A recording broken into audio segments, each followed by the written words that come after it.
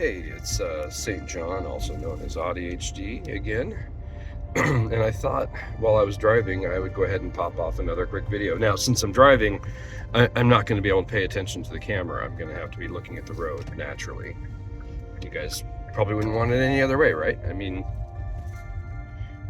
how am I going to make a third video if I end up crashing too badly? The music in the background is a piece that I've been listening to on loop.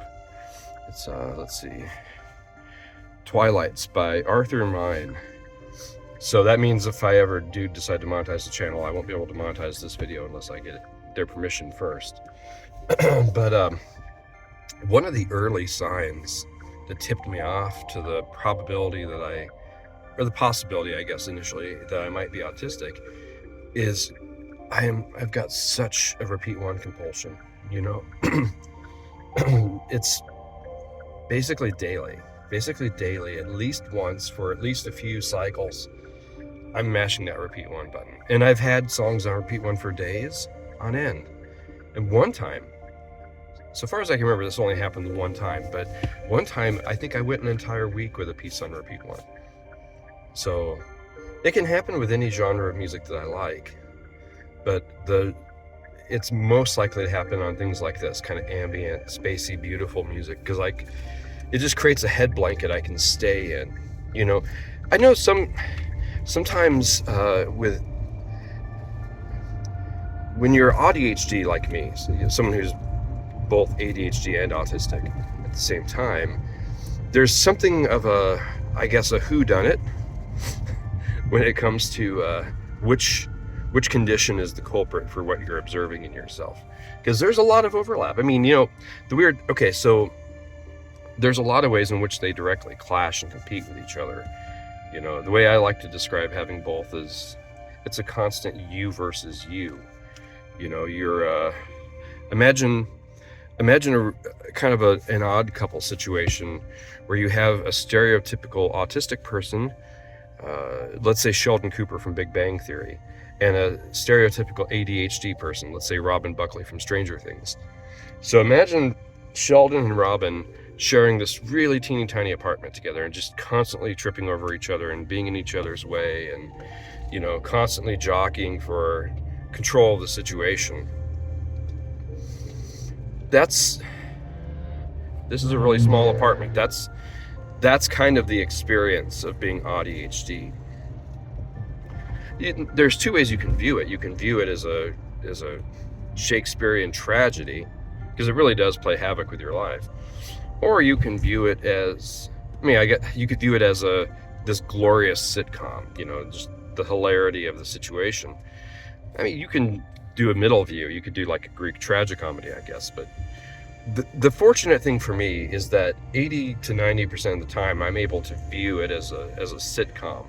So I kind of, you know, my weird brain is kind of like my wacky buddy more often than it's like my albatross. But so you have that dynamic of you versus you, Sheldon Cooper versus Robin Buckley, you know, Felix versus Oscar, blah, blah, blah, blah. But there's a lot of overlap between autism and ADHD too. And sometimes you don't know which one is the culprit, you know. I had said that most of the time it's not all that common where I can point to one symptom and say, aha, this is the dominant one in this situation.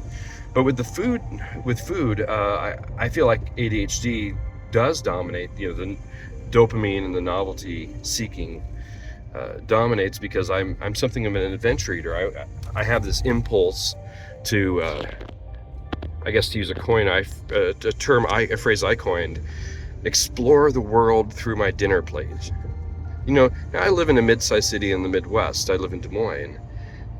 So while we hit way above our weight class as a food city, we're still not going to be New York or LA or San Francisco or Chicago or, you know, Tokyo or Berlin or, you know, London or any of those kind of places. You know, I mean, there's limits to what I can accomplish in terms of seeking truly authentic culinary experiences from around the globe, and I realize that. But my impulse is still to do what I can, or to go to like an Asian grocery store and blow like $150, and maybe $40 of that is stuff I don't know anything about. I just want to explore it and find out, just mess around with it and see what it brings me, But I was talking with a fellow autistic person on Threads.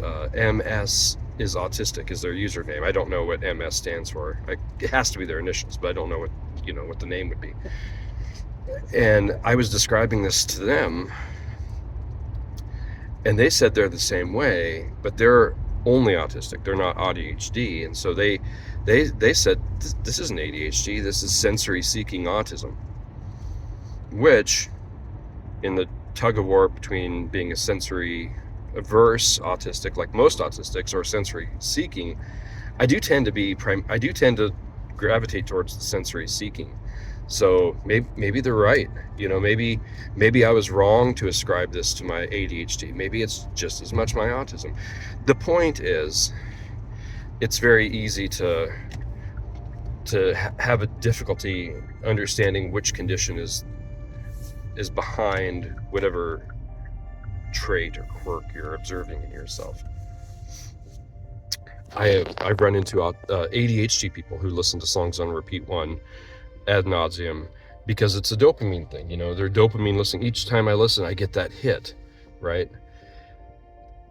But this one I actually lay at the feet of my autism, I think, because it's not yes, there's some dopamine involved, but the primary driver for me isn't the excitement of the dopamine of getting to hear this thing over and over again. It's this comforting head blanket sense, like this piece creates this space, this head space, and I'm not ready to leave it after one listen, or sometimes after 20 listens. And so I just mash that repeat one button, and I'm not necessarily, almost never paying focused, active attention the entire time, but just having it in the background, creates this baseline. It shuts out ambient noise and surrounds me with noise. Another thing is, I always listen to the music loudly, even if it's ambient music. That may seem weird, like, why do you blast ambient music? Well, because I'm not hard of hearing. I can hear music at low volumes, right? I don't have trouble hearing it at low volumes. What I can't do, though, at low volume is feel it. I can hear it, but I can't feel it. And feeling the music is so important to me, getting it in my chest, getting it in my heart, just feeling it move me. I suppose that part could be dopamine, but the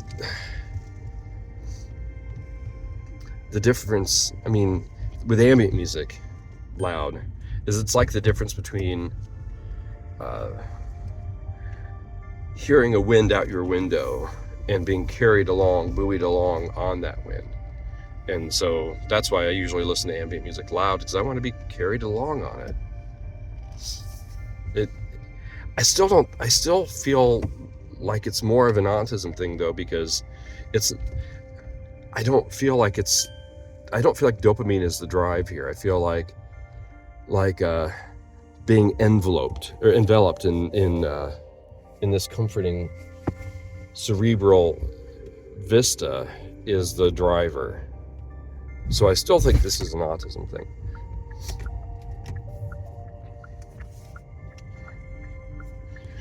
But I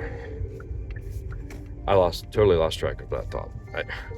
I'm gonna have to go back and listen to this video and see how it sounds, because if it's as rambling and incoherent as it feels like to me as I'm delivering it, I think I'm just gonna put it in trash and delete it.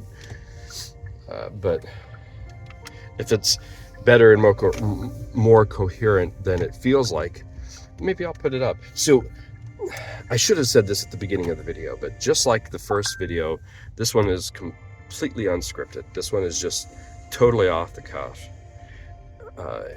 And the fact that I'm also driving, which I have to devote more mental energy to driving than I do to the video, probably makes it even more incoherent. But see, I just lost my train of thought again. such an elusive beast. My train of thought runs on greased rails. That's another phrase I coined. I think I'm a little bit of, I think I'm above average in terms of coining phrases and clever turns of words and all that stuff.